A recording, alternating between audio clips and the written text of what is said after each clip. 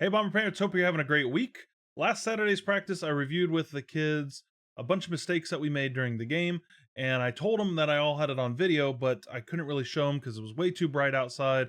They wouldn't be able to see a dark iPad screen with the bright sun. Plus, it's a really small screen, us all huddled around in that hot summer, hot heat was not optimal. So I had a few free extra minutes today. I went ahead, I have everything clipped, and I'm just going to review them real quick that maybe you can review with your young bomber, hopefully tonight before or after dinner, or maybe before bed. But 10 quick lessons that we saw during the Texas Legends. Before we get started, one thing to note, obviously we're going to be calling out some mistakes of some individual players. Definitely need to remember that these are mistakes that any of our kids can make, and so even though we'll highlight some mistakes from individual players, this is something that we all end up need to learn from because everybody can make these same mistakes just as these other kids did. Nobody is immune from that possibility by any means. But let's not take too much time. Let's dive right into it. The first lesson that we're going to cover today is when we have a runner on third base and we draw a walk, we need to make sure that we stay out of the field of play. This one happened to Benjamin, and we actually saw it a couple different times. But I'll show you two of them. Let's watch Benjamin's first.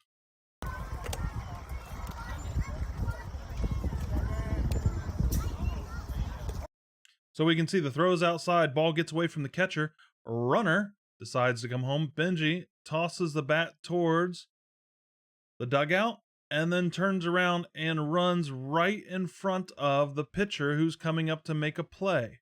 Now, fortunately enough, this catcher does not attempt to make the throw to pitcher, but if he did, if I'm the umpire, I'm sure going to call this batter out. He is right in the middle of two fielders attempting to make a play on the ball. So we need to make sure we stay out of that play. One of two things can happen. We can either take off immediately towards first base. This would be preferred. I don't care if the bat comes back to our dugout.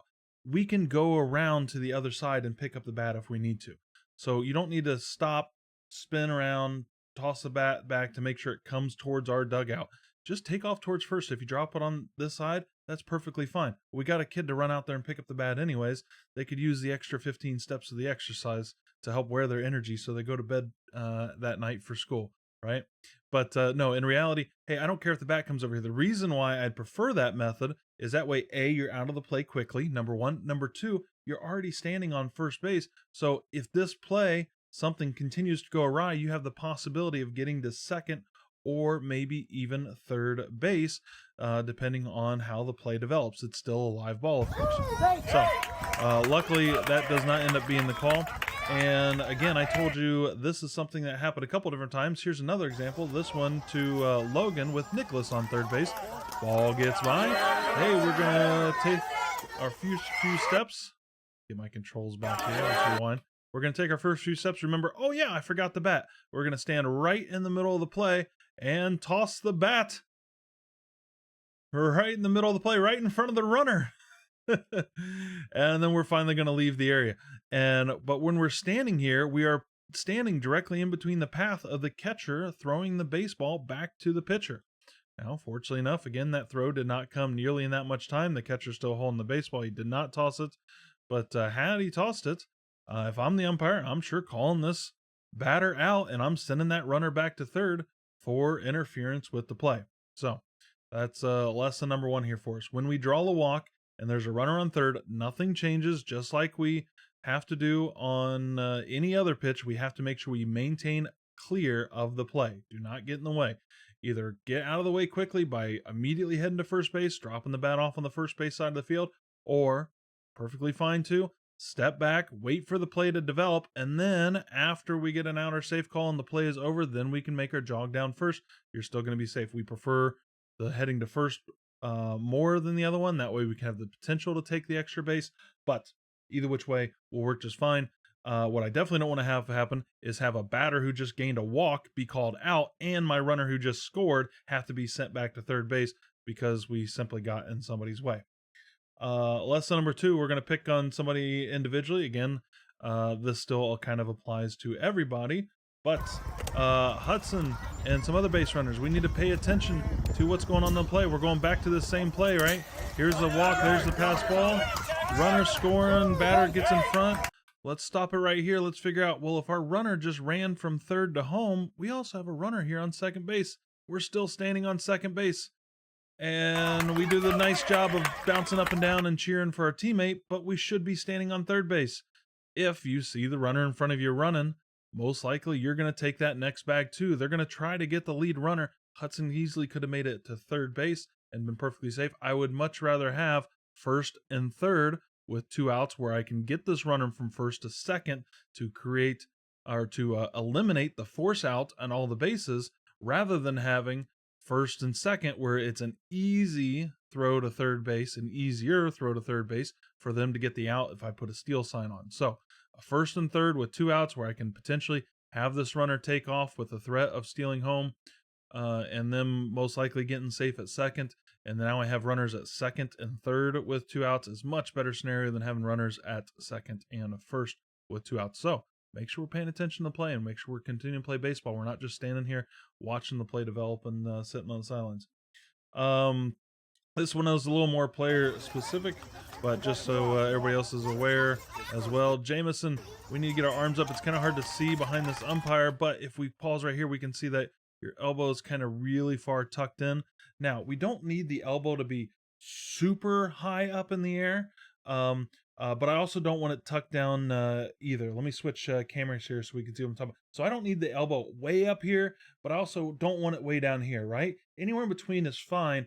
The main reason is we are going to tuck that elbow, and we're going to tuck it with some force right down there when we go to turn our shoulders in that at bat, right? If we go back to some of our batting videos where we watch like Shohei Ohtani and Bryce Harper and Chris Bryant, if you remember those from our video series that we put out about batting a few years back, which we can go back and review if we'd like.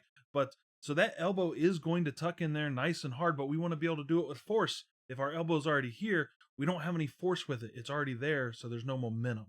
So we want to have that elbow up at least a little bit. Again, that's not really generating all that much power, but it's simply so it can allow us to gain that momentum to be able to drive our backside to turn through that baseball. Let's see. Where are we at here? For our catchers, both of our catchers did this. We had multiple steps throws, so this is a steal on second base, of which we have a good, nice secondary stance, and we're going to be able to get this runner as long as we have a quick and a good, solid throw. Now, we teach our catchers to make sure, excuse me, I forgot to change back to the camera. So here we are, Nicholas is pitching, Henry is at catcher. We got a runner here that's about to steal. We're paused with the ball already being pitched, so the ball's right here if you can see the little white dot on your screen. But we are in a good position to make this throw down. We're up in a secondary stance and ready to make the play as long as our catchers do essentially what we teach them. Now, what we teach them is their load foot, being most their right foot for all of our right-handed catchers, is they need to kind of shift their buttocks to the left and kind of start that body turn and then pick their right foot up and then plant it the same time that they're catching the baseball. If they plant that foot the same time they're catching the baseball, they now have their plant foot already set and they can immediately go into their drive, right?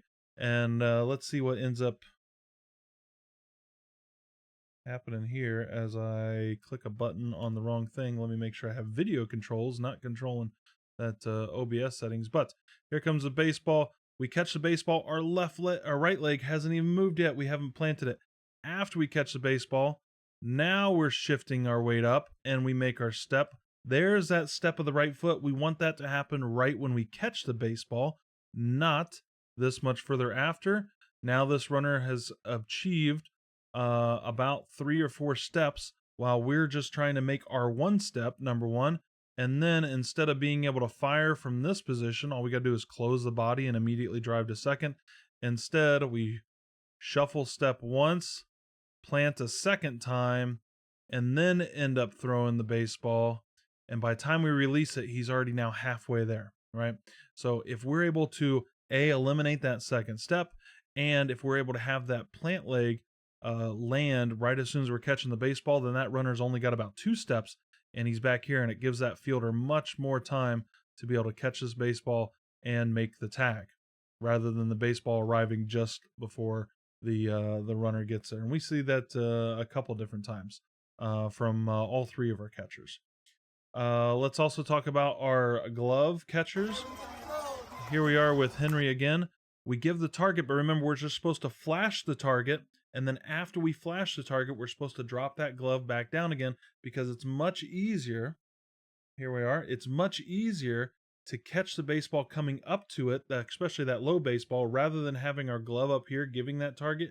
And then we have to drop the glove down low to try to catch and then come back up. That little dip motion, we're always going to end up dropping it. That's exactly what you're about to see here with between Henry and Nicholas. So Nicholas with the pitch. We'll stop in slow motion this video. We can see that he kind of gets that target. The glove's not low. And when he dips and catches, he caught the ball here, but you can see just how much more his glove dips because of that momentum. And then when we come back up, we come up without the baseball because we're not in a great position to make it. Now, luckily, we got a strike call out of it anyways, but that's a great way to fool an umpire into thinking a strike is a ball by not having our glove in the right position. Now, if his glove would have started towards the ground and come up to that baseball, instead of his glove momentum carrying his glove down to the ground and then subsequently dropping the baseball, it will carry that glove momentum up into the middle of the zone and should be a much greater improvement. Now here is one of our catchers that does have his glove down low, except we're showing the back of the glove to the baseball. We got to show the glove we got to show the baseball the pocket. The pocket's over here facing the camera. And when we don't show the baseball the pocket, you can guess about what exactly happens. As that baseball comes in and we don't give it a good pocket to be able to see, we're going to just barely ping it off and off falls out the baseball. Right? So make sure we're showing that pocket to the baseball there for our catch. Excuse me as I stutter as I'm trying to read what our next video is here. This one is another throw down from a catcher, basically kind of the same story that we talked about with Henry. Here comes the pitch. Let's pause it. Let's see, does the foot land on the catch? He does end up being pulled a little bit to the left with his pitch, and that's fine. But we pick the back leg up and we're stepping way backwards. And then we step back with our left foot. Now we step forward with our plant foot. We plant. Luckily, this runner gets a slow jump.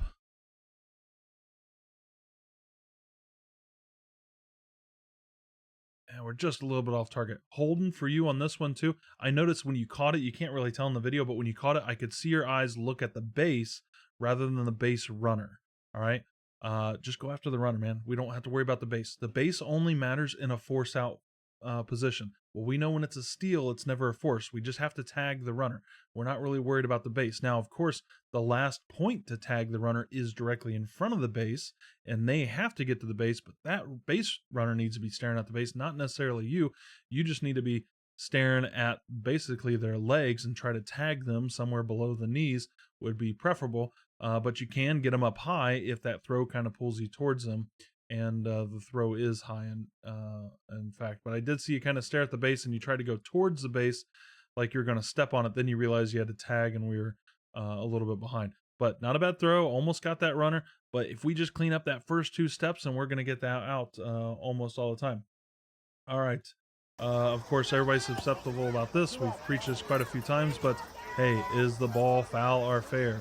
Well, the great thing is, we don't have to figure out whether it's foul or fair. It's the umpire's job. Our job is just to play baseball until you hear the umpire go, foul ball or dead ball. Those are the only two calls where we stop playing baseball, right?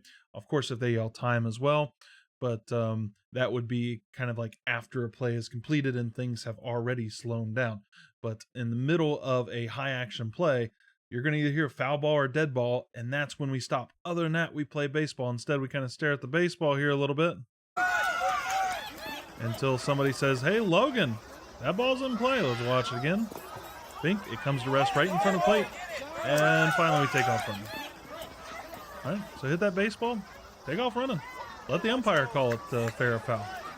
Even if it was foul, maybe he might get it wrong. Who knows? And you just got a base out of it. What else we have? Hey, we got another catcher throw here. Let's watch Orlando's throw and see how his was. Whether or not his foot lands on the catch. Here comes the pitch from Logan. Ball's coming in. This one pulls him up high. He does a great job to be able to grab this inside and high baseball.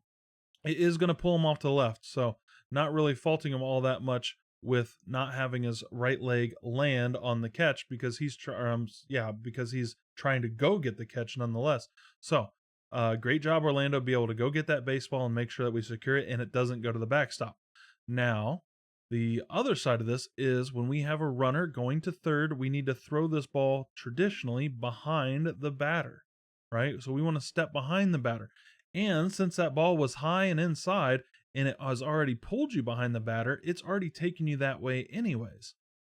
So if we were able to make that throw from here, we can come right down here. Now, Aiden, we got our eyes on the base runner. Let's make sure we get to the base a little bit sooner for that runner to, or for the catcher to give him a good, nice big target over here. But instead of throwing behind the batter, we end up stepping back in front of the batter and try to go around him to make the throw. And again, by the time the ball is released, right, just before this, a couple frames back, we're already past halfway point of being there, and by that time we might as well just hang on to the baseball. So throwing behind the runners when they're running from second to third. And again, we'll stress it, even though it wasn't a factor in this play, is also having that right foot land when we're catching the baseball. That way we're ready to complete that throw. Last one here. This is not really a mistake, but just some strategy, some gamesmanship, is when a play like this one happens.